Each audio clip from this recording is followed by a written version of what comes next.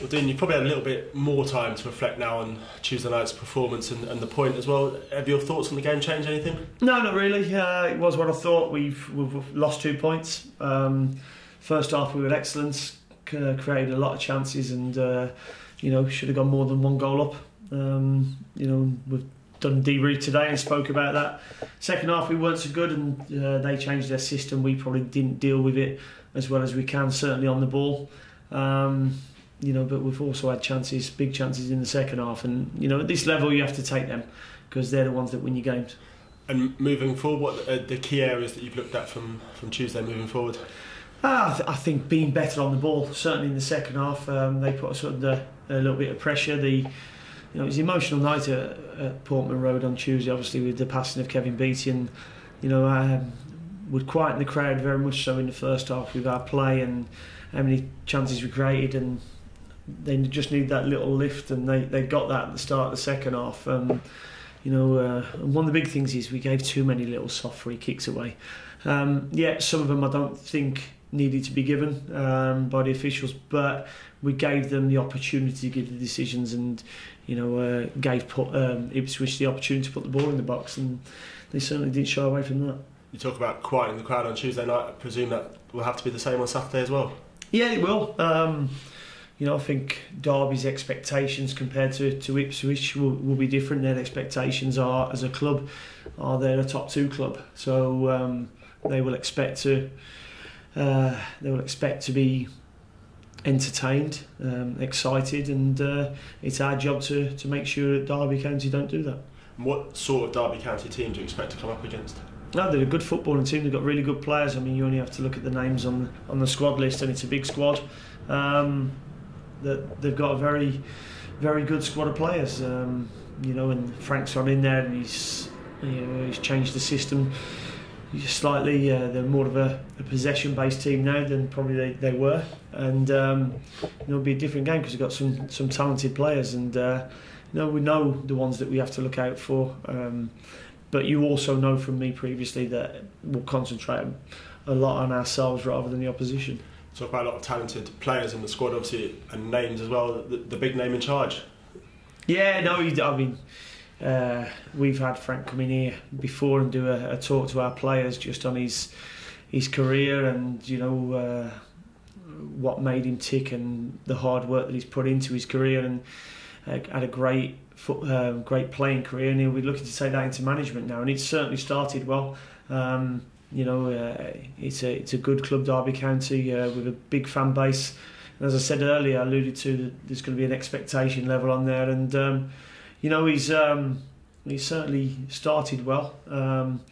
Although I see he's had a red card already, one of the few red cards that have been issued to managers this year, and you'll be learning all the time, which you do in this game. So obviously you made the jump from player to manager. It is a steep learning curve to begin with, wouldn't it be? Yeah, I mean, I'm fortunate that I didn't go straight that way. I went through youth team and then assistant manager to Martin Ling, so probably a different route. But looking at how they play at the moment, it's certainly made an influence straight away. They've played some really good football. Apart from the one game against Leeds United, where Leeds were very good on the day and Derby weren't so good. They've put in really good performances, so it's going to be certainly a tough game for us. And the team's obviously still looking for a first win away from home in the league this season. Do you feel that we should have more points on the board? Oh, definitely. Yeah, I mean, all 4 games that we've played, we'll feel that we should have won. You go back to Stoke City, we've made a big mistake for their goal. We're excellent all game. Played Stoke off the park. Should have had 2 penalties. So it should have been 3 points we walk away with. Go to Aston Villa and they equalise in the last 8 seconds of the game. We go to Blackburn, they have 2 attempts on our goal all game and we lose 1-0. And then, Tuesday night against Ipswich, we've dominant force, created the bigger chances and didn't take them. So there's not an awful lot we need to do to start winning games away from home, and performance-wise I'm not too critical of the players. There's things that we can get better at, of course.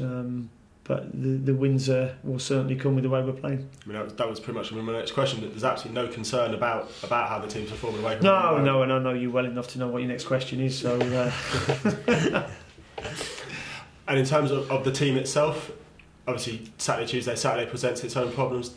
What's the squad looking like? Yeah, the squad's looking well. I mean, there was no fatigue on site with the players. The only one I rested really was Lewis McLeod, who, as we all know, has had a long-term history of injury since he's been here. So he's one of them players who's more at risk to Saturday.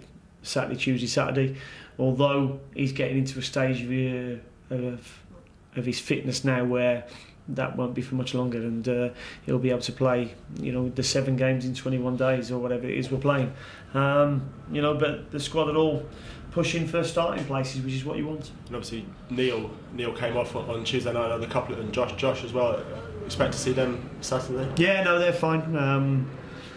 Neil's one who I've said before we're having to manage at the moment. He's had a little bit of swelling, so only trained 3 or 4 times or 5 times since the Villa game when he got suspended, and he's in a rich vein of form. So we want to wrap him up in cotton wool and get him out there scoring goals, which he's doing very well for us. And Josh McEachran, the way the game was going, I just felt that we needed to be a bit stronger, defensively, and managed to get Nico Inaris on for him.